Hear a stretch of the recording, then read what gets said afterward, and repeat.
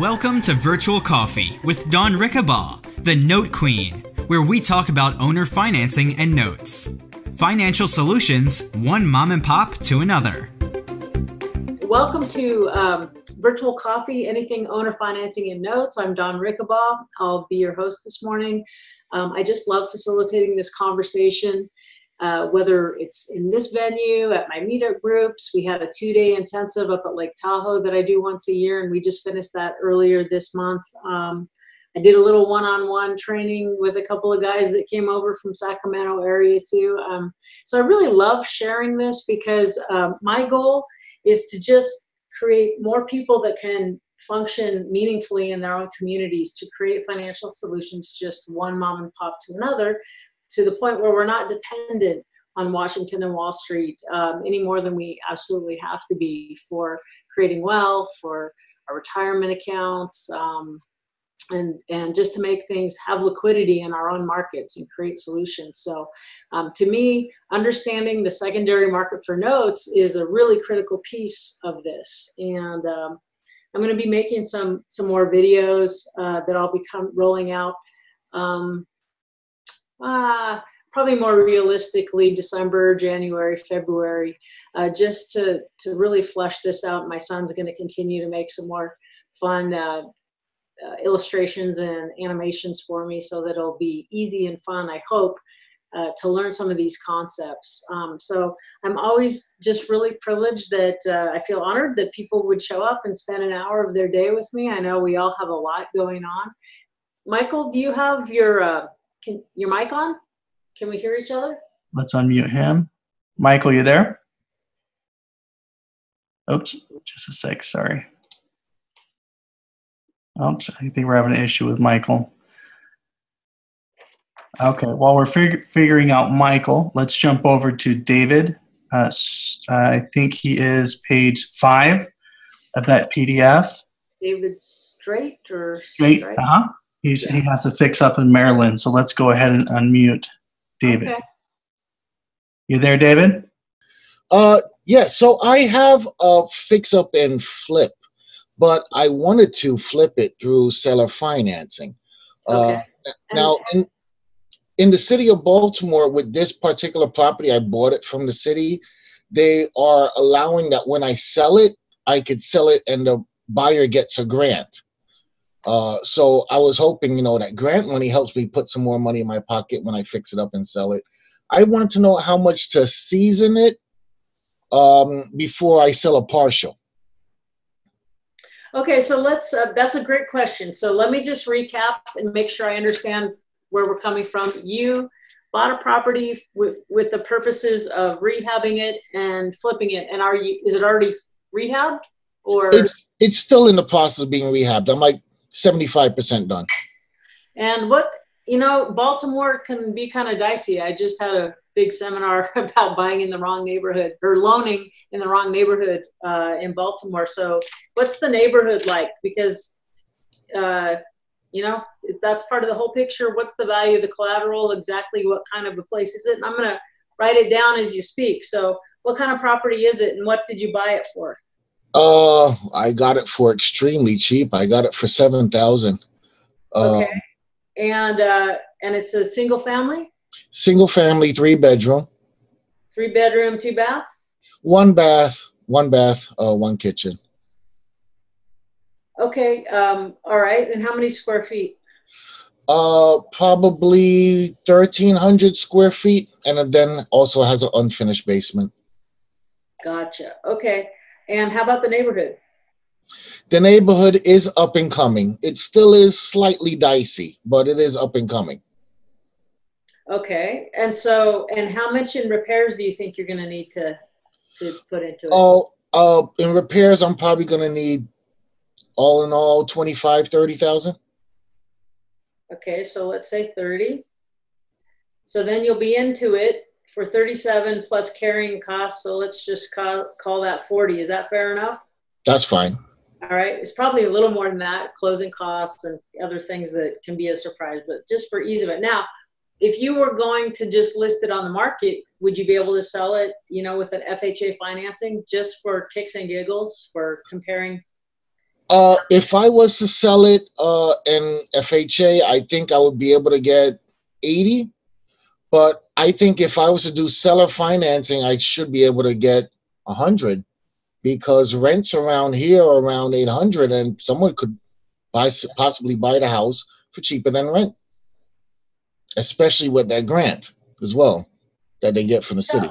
How does the grant play into you as a buyer or for your end buyer? And what is that like? The grant is because I bought this particular property from the city. It's called Vacants to Value. They did it in DC as well.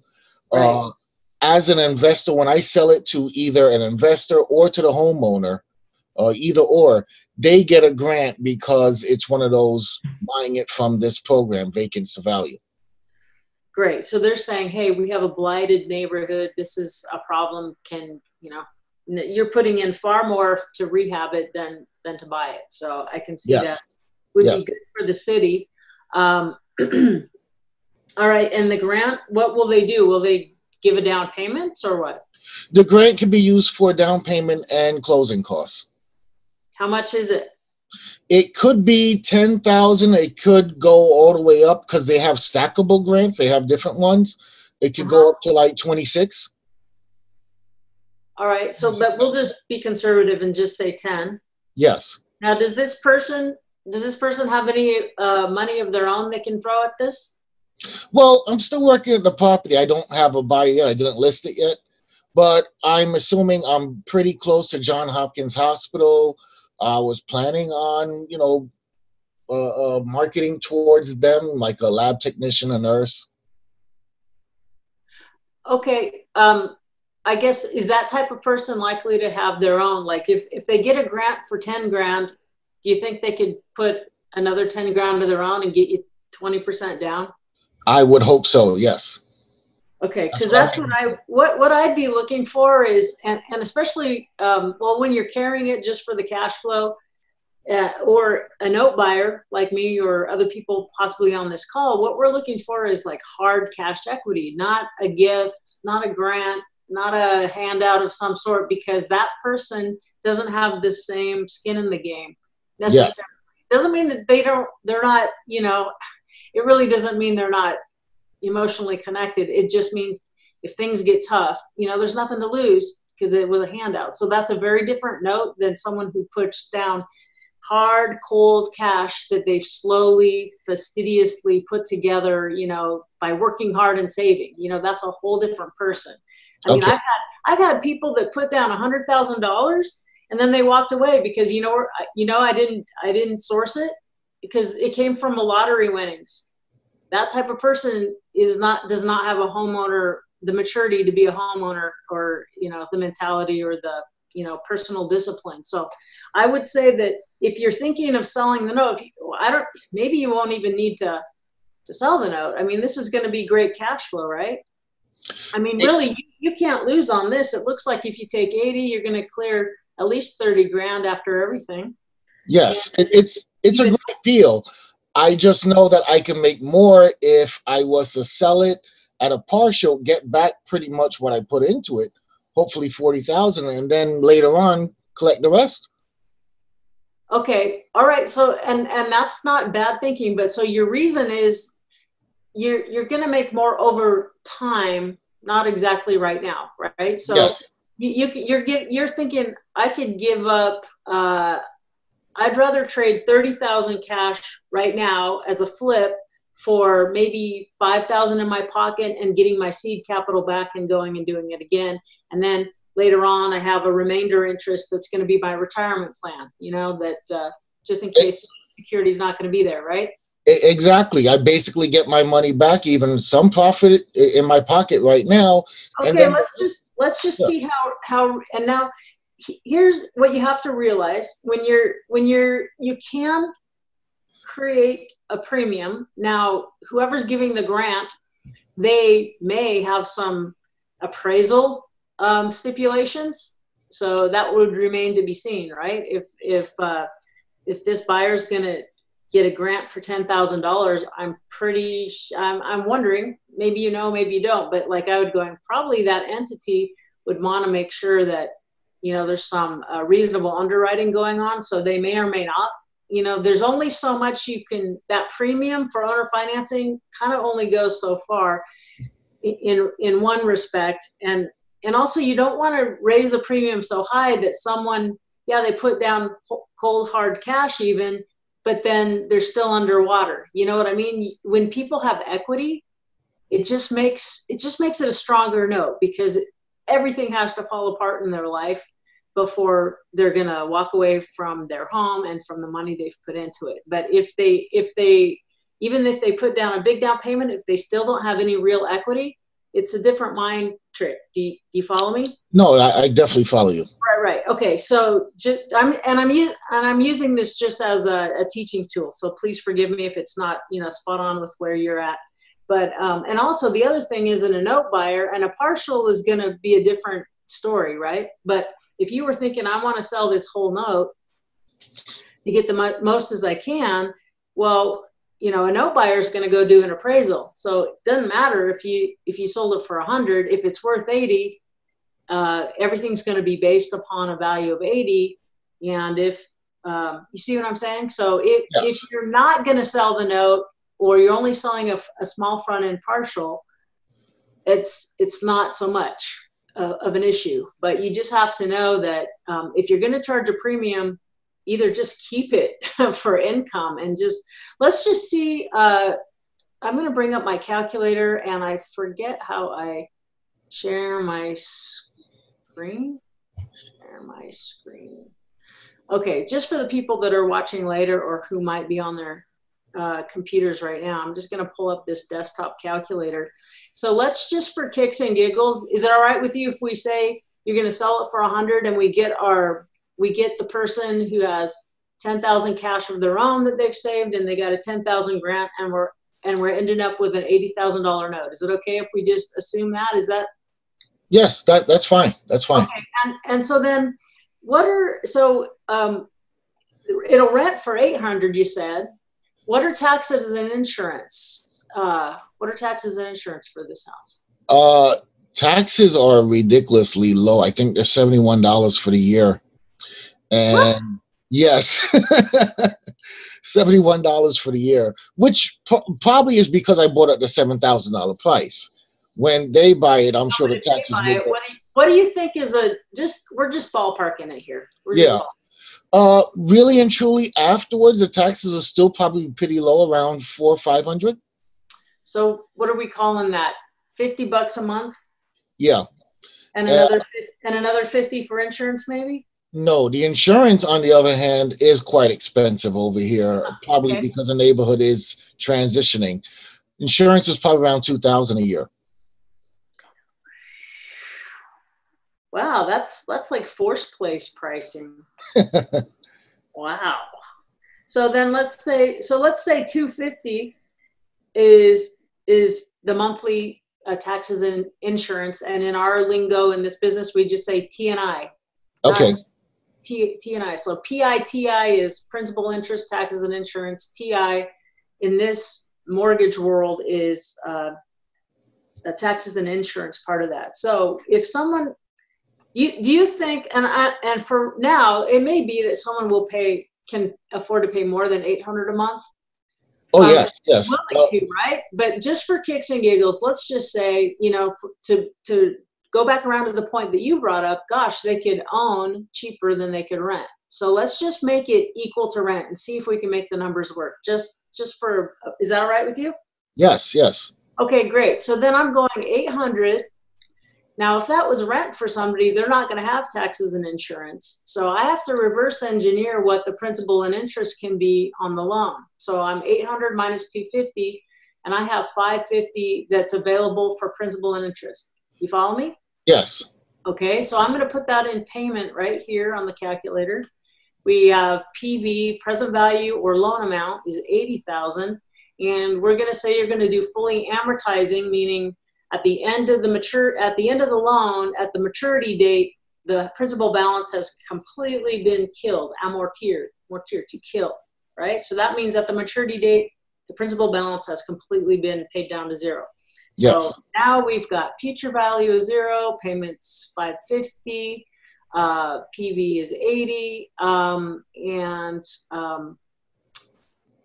we need one more to calculate the next one. Do you want to go 30? What do you think is let's do this. What do you think is an interest rate that your avatar, your buyer avatar would agree to? With seller financing, probably 6 or 7%. Fair enough. Let's see if 7 will work, right? And then let's solve for N. Is this a reasonable amortization? Well, it's long. It's less than 30 years, but not by too much. That's 324. So that's about 27 years. So realistically, this could work, right? I mean, as long as you know this is a long play, right? But you don't care because you're only trying to get your front end partial, your money back. So I'm going to put in 324 for N, which is term. That means the number of monthly payments or installment payments indicated over here. So for those following on the computer that can see my calculator, this note would mean I get 324 of these 550s over here. So that's 80,000 at 7%. And over the whole term, you can see that it would be, principal is 80, you get back 98,000 and change. So by carrying over time, the total that you would get is 178,200 for this property that you have 40,000 in it. So there's a lot of great things that can happen by being willing to go along. There's a lot of great things about putting 30,000 in your pocket right now too. So it's just a matter of where, what's your tax bracket? How hard are you going to get hit? Do you want today money? Do you want retirement money? But it's fun if you get a little bit of both. So, and I just want to point out, I'm not going to go over it right now, but this is only one way. If you create one note, that's one way to do it. You could create 2 notes.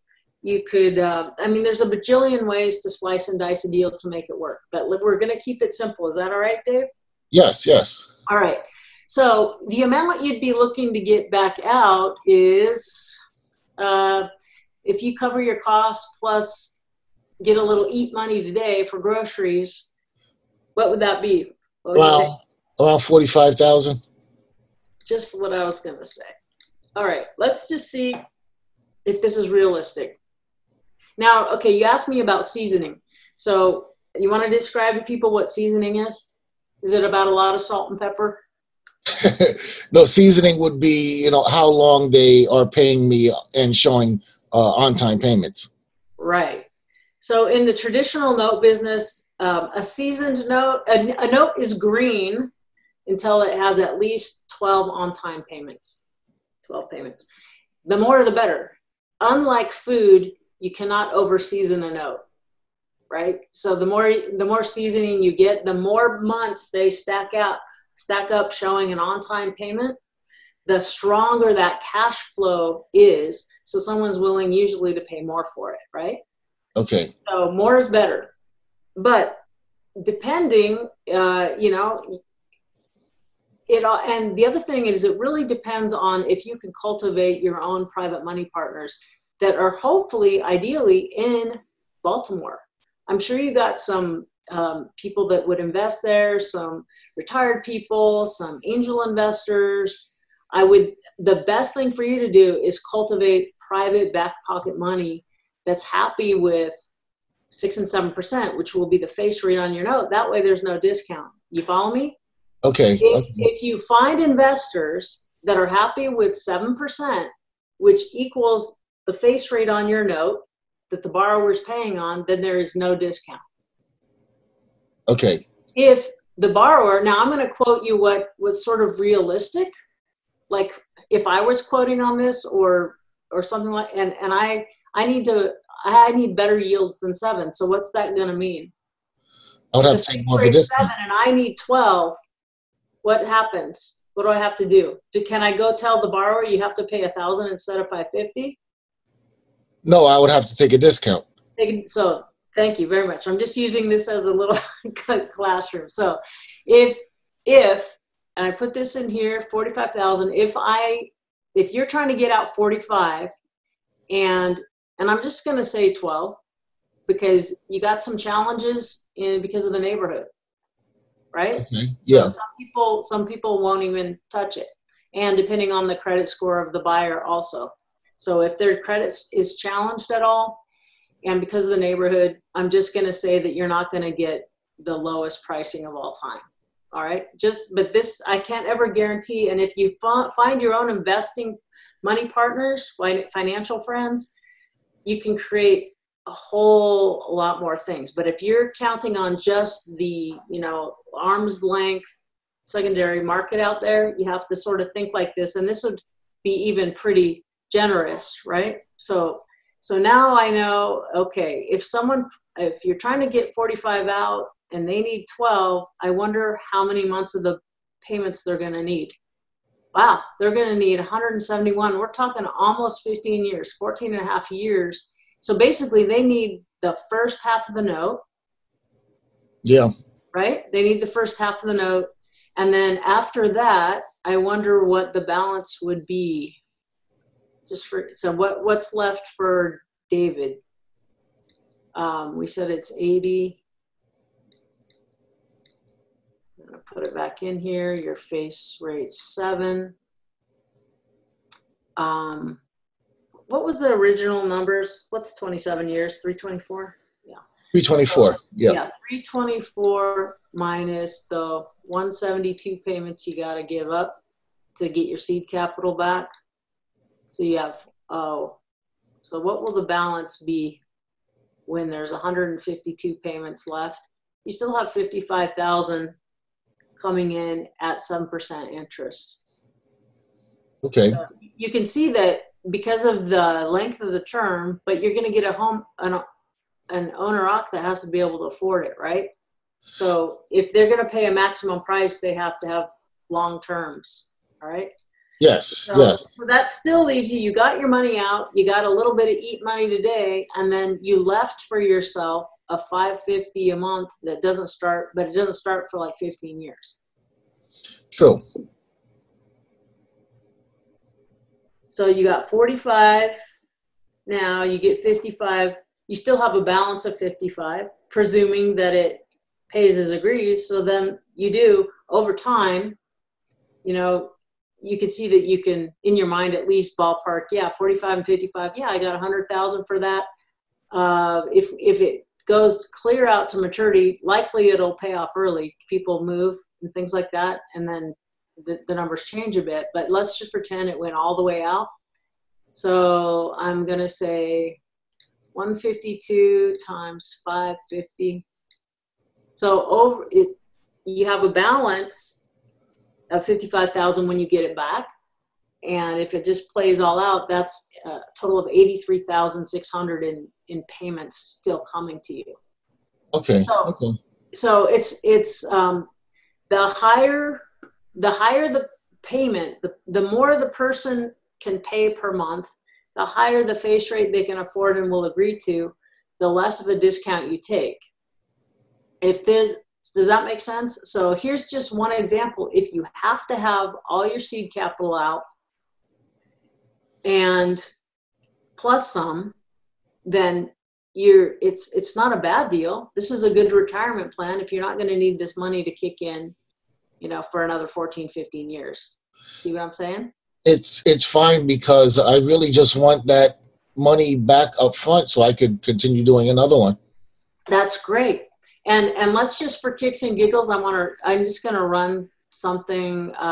We're going to run that same 12%, but let's say you're willing to leave, let's say, like you're investing, you're using it like, oh, I'm investing some of my own capital and I only need to get 35 back out of it.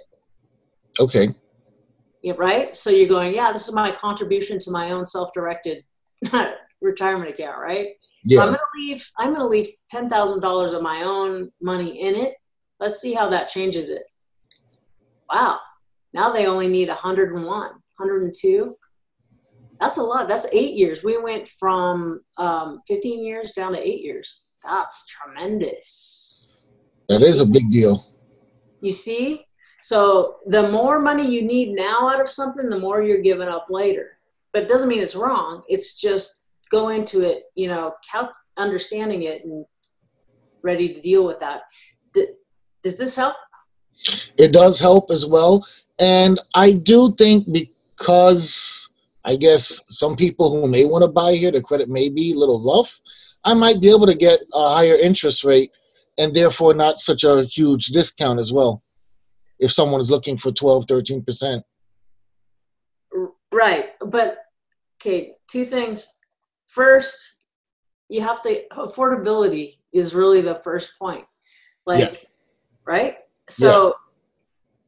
they have to be able to afford it. And if you use someone who's, you know, a more licensed mortgage originator, and they'll document their income and calculate the DTI and their ability to repay, things like that, right? Yeah. That's Yeah. very responsible. So there's only so much that someone who's going to buy this house, and someone who even has 10,000 to put down, you know? So I'm just saying, there's give and take. There's give and take, because if you have a really bad credit person and they don't have any of their own hard capital to throw out this as a down payment, then the institutions are not going to touch it. I'm going to tell you that. Yes, yes. Right? So, but who cares? My whole thing is mom and pop. So while you're putting this deal together, if you can cultivate, look, you're a rainmaker in your town, right? So if you got the deal, you're fixing it up, you're going to make a homeowner out of someone, you're working with the city, it's a partnership. But at the same time, now go get your private money and have them to quit sending it to Washington and Wall Street. Have them start keeping some of their retirement money in the community to make the community better and stronger. That way, those people that are used to just making 1%, 2%, and 3%, they'll probably be really happy at 4%, 5%, and 6%. Therefore, there's no discount, and it's easier on you to make a profit, and everybody's winning, right? The investor who's used to making 1 or 2 are losing 100 grand in the stock market, and that's going to happen. I wish people would get out of the stock market. I think it's a dicey ride. But I agree with you. You know, so you got investors. Just while you're rehabbing this, go start rehabbing some investment money, some retirement money. Because if you can cultivate it, then you can put these deals together in your own community with people who are interested in seeing Baltimore become a better place, and they can make double what they're getting paid at the bank, triple, quadruple, maybe, right? I was seriously thinking of making some little group to teach people how to use a self-directed IRA to invest in this. Bingo.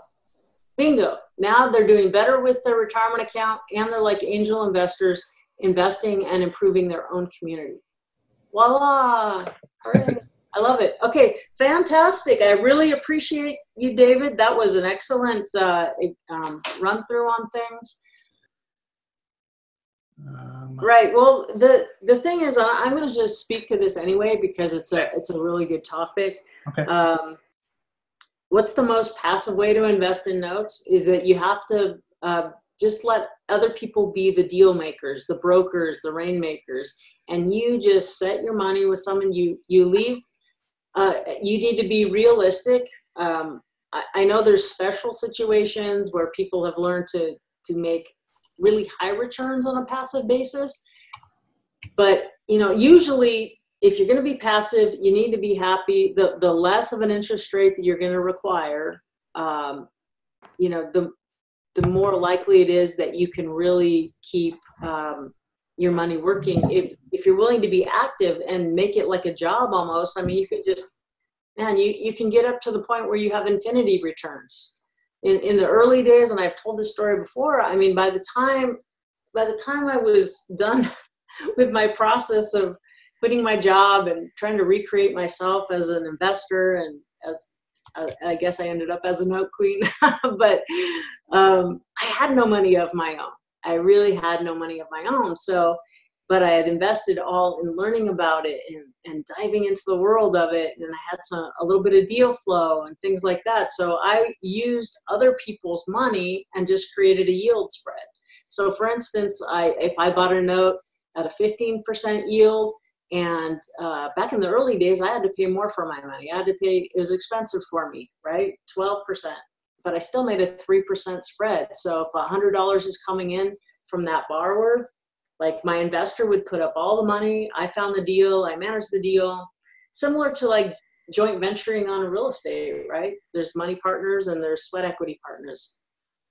So, but anyway, so they put up all the money, and they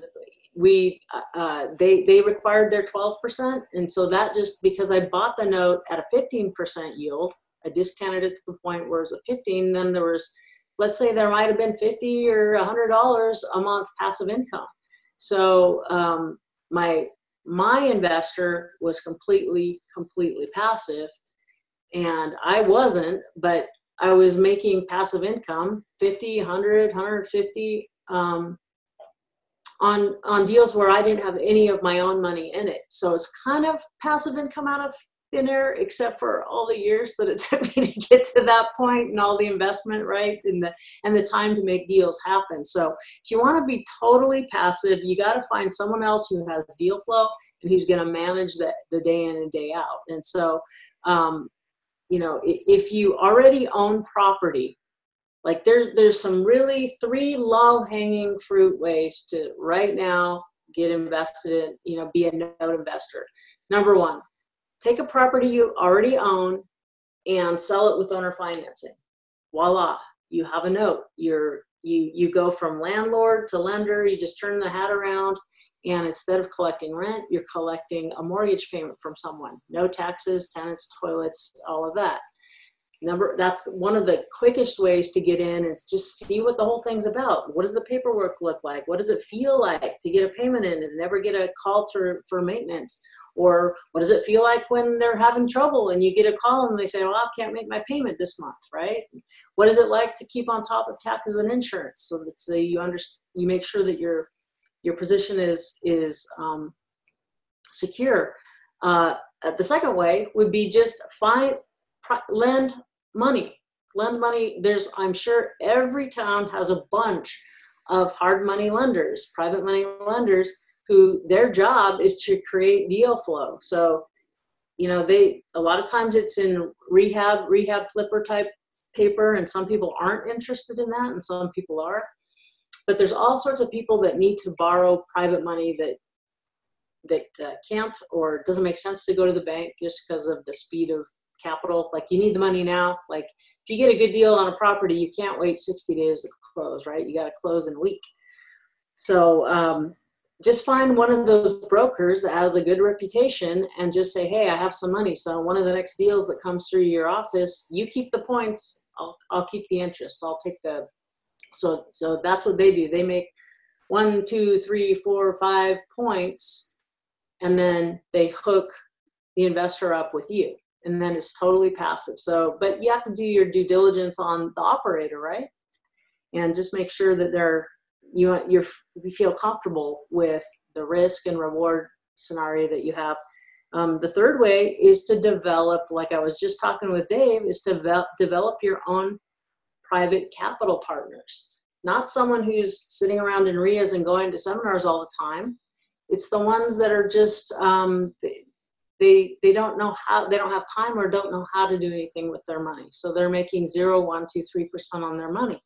If you can cultivate them up from that to 4, 5, and 6, you can go to a note broker. You can go to anywhere. You can go to the hard money people. You can just find the people who have deal flow, like people who, like myself, who dig up owner finance notes, the hard money brokers, and you can just leverage the money. So if the hard money broker says, hey, we can pay you 10, and you got a partner of yours that'll take 7, well, just for putting that together, you're making 3% out of thin air. So anyway, did Matt get off the phone? Let's try. Hang on. No, he's not. Okay. All right. So I do have Michael that jumped on when you're ready. Who did? Michael? Michael, yeah. Okay. Let's jump there. Okay. There you go. Michael? Hey, Don, can you hear me? I can. How are Welcome. you? I'm glad that we solved this. How are you? I'm doing good. So I've been watching your videos for almost 3 months, researching, and very, very interested in getting on board. I have 12 units of apartments that I invest.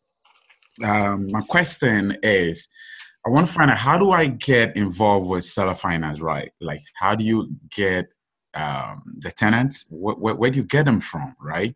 And what is even the process involved in it, right? So if I get a seller finance, what am I looking at? What paperwork? I mean, the whole process, I'm like, oh my God, I need help. Yeah, so you have you're an investor. You have a 12-unit apartment building. Yes. So you're a landlord. Yep. I have a property manager though. Pardon? I have a property manager though. Okay, great. That's fantastic. That means it's not your full-time job managing that, right?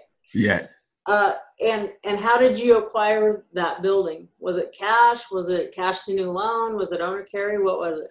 Actually, I used the seller finance because the owner didn't keep up with taxes. Like, all the paperwork was messed up. So when I took it to the bank to get a loan, he couldn't provide anything. So he didn't have any choice than to do seller finance with me. That's fantastic. So do you mind sharing the deal? Like, okay, what did you buy it for? Okay. So when I started negotiating with him, he said the price was around 500 grand. And I put the numbers together and I realized that, no, not even close to it. So I offered him 400 and he wasn't budging. And I said, okay. I did more research and I realized that he doesn't have the papers I was requiring. So I knew that if we go to the bank, his hands were going to be tied up. Right. So I said, okay, we went to the bank and everything went just like I said. His hand got tied up. And so we started negotiating with the price. And I told him, actually, I'm not even doing 400. Right now, I'm looking at 350. So every time you go back, you offer him less. Don't you think yes. he's tired of it? Like, yes. Okay, let's. So finally, we ended up with 325K for it. And I said, okay, we're going to do the set of. Yeah, that's great. So the price gets better and better, and now you're going to get terms. So tell me how that worked out. This is fun. So my terms that we ended up was I was with the seller finance. I was doing 10% down payment because I needed my skin in the game at least. But that's really low for a commercial down payment. I mean, really, I was looking at 5%. Well, that's because you come from the world of FHA financing, which is fancy. Yeah, so I ended up. Know that. Look at that. So when you're the buyer, of course you want this. But if you're the seller, he should have at least asked for 20 to 30% down for me. Oh my God! That would have been market. But that's what I love seller financing is it's just whatever you guys come up with. So keep talking. So I like this. I'm going to get my. I said, he said 10%. I said, no, I'm not doing 10%. I'm going to do 5%. So for a whole week, I didn't even say a word to him. I pretended I don't even know this guy. I got walk away power. Yeah, I do. I got walk away power. He wants finally, to sell more than you need to buy, right? Okay. Yep. So finally, he comes back and said, we can even do 8%. And I said, let me think. So I did some research. I spoke with my agent, and the agent is like, Mike, you are going way too much. So 10% is good. Just kind of bear with him because the price is cut off from 500 to 320 something, right? Mm-hmm. So I said, okay. So I ended up doing the 10% down payment. Okay, that means so it was $325 sales price and yes, and a 90% first trust deed or mortgage. What state are you in?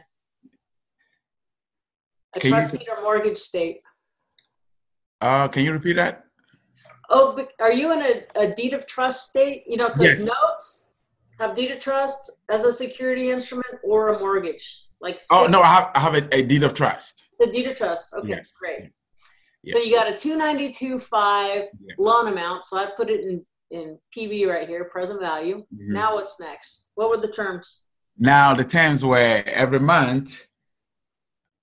So this guy, he needed more money than I did, I think. So every month, I was gonna pay him. It was $1,500 a month. And yeah, $1,500 a month, but that exclude taxes and insurance. Right. That's just for P&I, principal and interest, right? Yes. Okay. And I'm assuming gross. What's the NOI or gross rents at least on this? Offhand, I think. Let me see. Because it doesn't have to be perfect. I'm just looking. Yeah, the rent is $600 a rent. So 7,200 is it? $7,200 a month. All right. So your debt coverage ratio is ridiculous. So that's fantastic. Yeah, and my property manager, he wanted 10%, and I told him 10%, forget it. I'm not even dealing with you. So we ended up negotiating 8% for the property management. Okay, what's the fantastic? I want to flip back to this note because I want to fill out my calculator that I have up on the screen. So what's the interest rate on this thing? So interest rate, we ended up with 5%. Nice. When I'm and I love most of the properties that I buy and hold. Yeah. I think 80% of them are owner financed, and I pay anywhere from, well, 0 if I can get away with it. I've never gotten that myself, but I know a lot of people who have done that. Okay. But I'm usually paying between 3% and 5%. So wow. As the buyer. Okay. Right. Okay. So this is great. You're getting better. You're getting a fair price, and you're getting better than bank financing. 10% down on a multifamily. That's too low. Bank's not going to do that. And now you're getting 5%, and then what? And what's the term? So the term is we'll do the seller finance for a year, and after a year I'll refinance. Oh, okay. Yep. Is it amortized over 360, or is it interest only? Is interest no, we're doing amortized. What, over 360 or what? Yeah, over 360. Wait, 292, 1,500. Yeah. I like your calculator. This is like a special one. You guys got to go get one. It's like $6 for something that be on your phone. Yeah, I'm gonna get it. In-a-day development. What is the website for it? What's the link for it? Axel, look that up real quick and send it to everyone. In-a-daydevelopment.com. Okay. It's the HP10B2. Okay. Is this your payment? 1570.20? Yep, Okay. Yep, exactly. Right. And then after 12 months, it's a pretty short balloon, right? Yeah. But it's private money, right? Yep. If you get a hard money loan, someone going to give you a 5% loan? I don't think so. And no points, right? Yep. No points. So now my question though is, I'm interested in dealing with notes, for single unit, here and there. And I'm just trying to find out what is the process involved in it. How are you getting these guys for seller finance? I love negotiating a lot, and you can see that. So how are you how are you getting your stuff done? Okay, so whenever I buy a property, I'm the buyer, I'm the borrower, and I got owner financing. I want to make this point. Not that it's relevant for your situation exactly, but I always put in, would you mind if you ever, Mr. Seller, who's now going to be the note holder, the lender for me, if you ever decide to sell your note, would you please would it be all right if I had the first right to buy it at the same price offered to any other arm's length investor? You get a first right of refusal to buy the note you're already paying on. So, because it would really be a bummer if, you do this deal, right? And then 6 months into it, he goes, I don't know if that guy's going to refinance. Plus, I want my money now. And he goes out and sells this note for his balance of whatever it is, $290, and he sells it to someone for $200. Wouldn't you want first right of refusal to come in and buy it?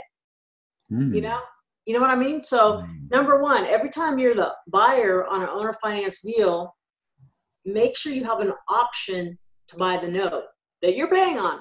Yes. Right? So it's a twofer. You got a property deal and you got an option on a note deal. Okay. So that's one thing. But it's such a short term that he's just going, yeah, I'll just wait. Why, I'm not going to take a discount because, you know, Michael, he's going to have to refinance and get rid of me. What's your plan on this though? Are you getting bank financing to take it out, or what? Yeah. I'm going to get bank finance to take it out because I want to hold it. You know, I'm actually in the process of with the same seller. He has some other deals, I think 42 unit. I'm in the process of we negotiating right now because I want to buy the 42 unit. Why the heck doesn't he want to keep the income? He wants to pay. Is he 1031ing or something? I mean, no. He's getting old. But he still needs income. Yeah.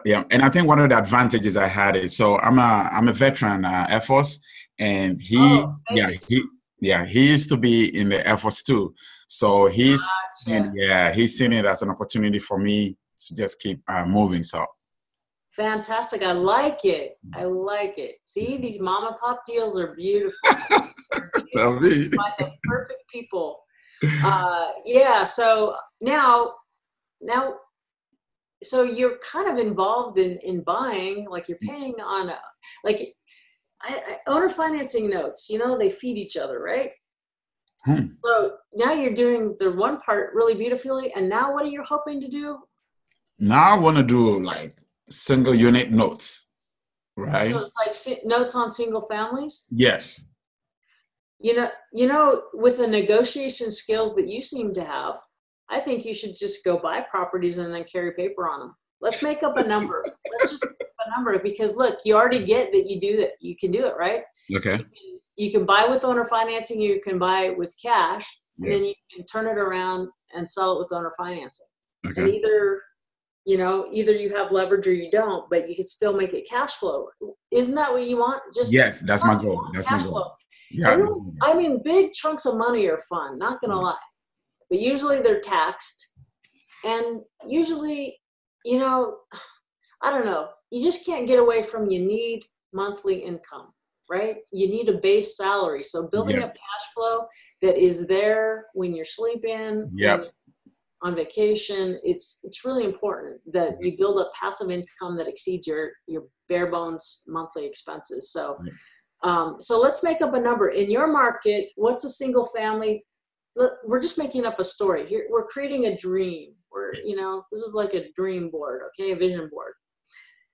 Let's make up a story that would be really fun and somewhat reasonable that your mind can hold on to it. So what's the price of the single family that you got in your market? In my market, I think, so is this, based on where I live at, right? Mm-hmm. The single unit is around 280, 300. Okay. What is there any housing that's less than that? Let's say one. Oh yeah. So I've seen some in other neighborhoods around 100. And what is that? Is that for a single family? Is that for mobile on land? What is that? It's for a single family, 2-bedroom, 1 bath. And is that in the hood, or why is it 100? Yeah, it's in one of those neighborhoods. I don't drive there once in a blue moon. Okay, but that's not a good example. What? Come on. If you don't want to drive there to collect rent, don't hold a note there. Yeah. Okay. So let's do something around 180. Okay, 180. What type of house are we getting for 180? And let's be clear, you got a really good deal. So the ARV after repair value is 180. Yeah. So let's pretend, what did you buy it for? Let's pretend the price was around 120. Okay.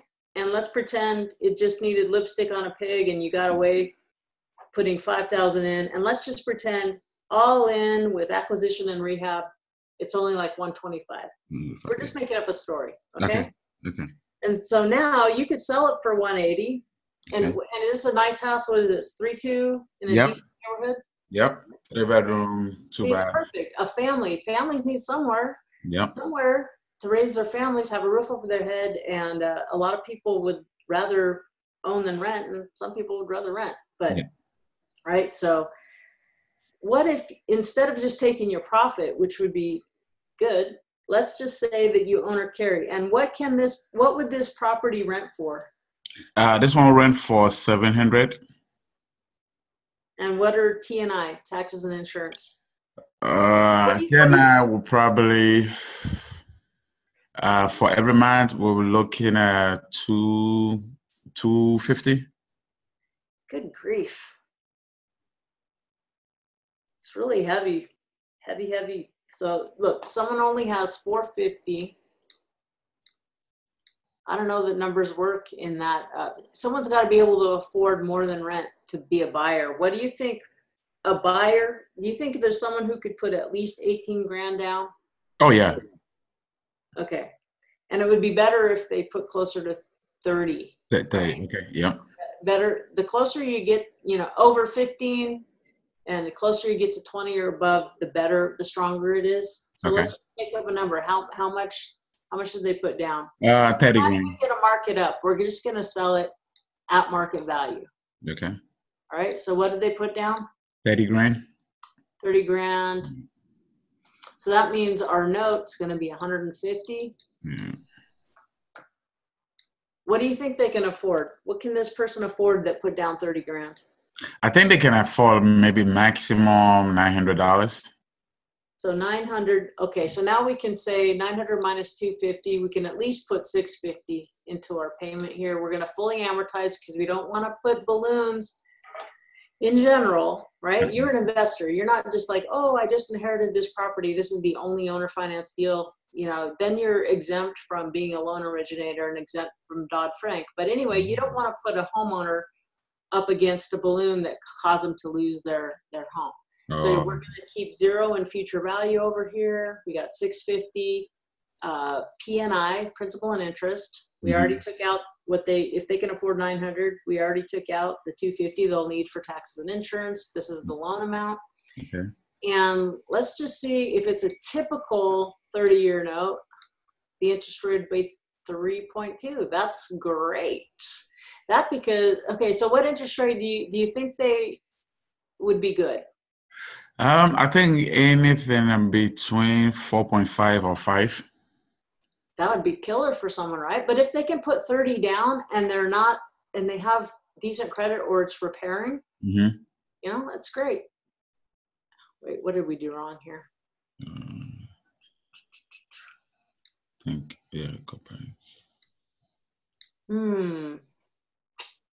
Yeah, so really the interest rate would be, for them to afford this price, the interest rate would only be like 3%. 3%, right?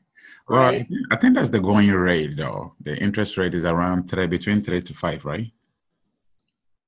Well, I don't know. I don't deal with banks. Okay, yeah. Interest rates are going up, aren't they? Isn't that the whole point? Well, anyway, I'm only going to there's other ways to put it together, but let's just see what kind of a yield this would be for you. So you had 125 in it, and then you got the 30 down payment.